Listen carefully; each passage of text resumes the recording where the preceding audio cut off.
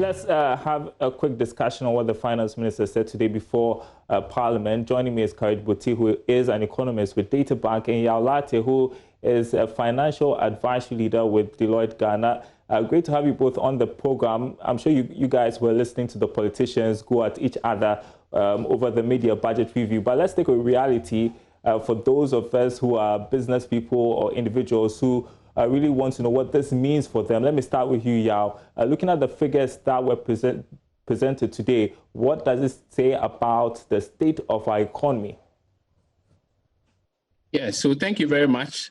I think the figures as presented is just a reflection of the uncertainties that we've seen over the last few months. So as you recall, the Minister of Finance had earlier presented a revised budget to Parliament just immediately when we were hit by the pandemic. And in that budget presentation, the minister had revised the GDP estimate to about 2.5%, 2.6% from a 6.8% projection. As we speak, the minister has revised it further downwards to 0.9%. So it's just a clear indication that we still, the situation is worsening.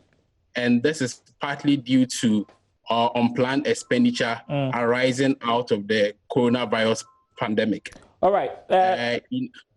Sorry to cut you. Let me go to Courage. So government seeking essentially 11.8 billion cedis to spend more this year. We know they're trying to spend this on the COVID-19 preparedness and response plan, provision for health infrastructure, COVID-19 alleviation program, capitalization of National Development Bank, and so forth. Did the finance minister leave anything out on what to spend the money on?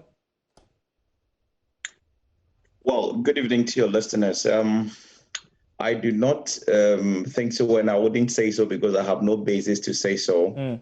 What we need at this time, if you recall, when COVID struck, government had to resort to some local firms, companies, mostly the pharmaceuticals. When it became difficult, the whole globe is looking for PPEs to buy from the main producers. But we've had to rely on local ingenuity. The local pharmaceutical industry actually responded. When it became impossible for people to cross the borders and bring the things we normally import, we have had to rely on the locals to step in to provide parts of them. So if we want to do a program that would alleviate or help us navigate the COVID situation, I think logically to be investment in our locals, focusing on the enterprises and what they can bring on board.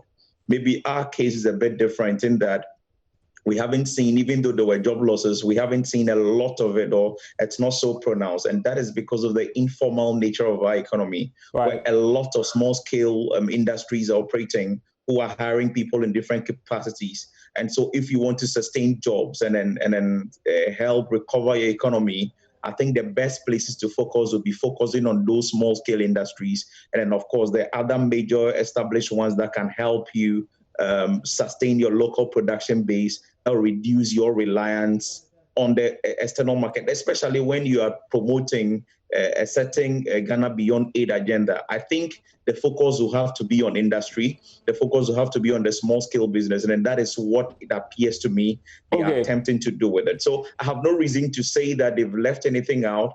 I see also in that plan, expenditure plan, that not only are they doing support to enterprises, they are also looking at support to even the less privileged in terms of the water and an electricity tariff, at least electricity for the baseline consumers. So it tells you that support, but we are looking beyond support to producing to meet our immediate needs. And so I believe. And a yes or no question for both of you. For both of you, do you see a path to recovery based on what was presented today? I've heard so much commentary about this, and people are not really sure if there was really a path to recovery. And so a yes or no answer from both of you.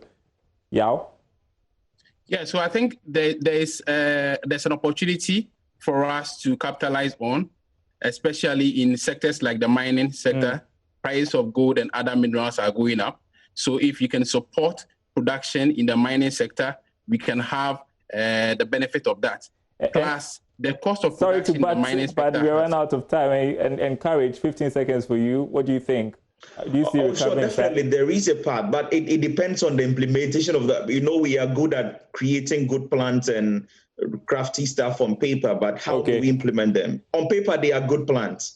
I mean, then the targets are okay for me. It's the implementation that matters, whether it could actually turn out to be a positive thing for all of us. Thank you so much for your thoughts. We will continue the conversation tomorrow, certainly on our business programs. But that is it for business for now. If you're watching on Joy Prime, that's our program tonight. The news continues right after the break.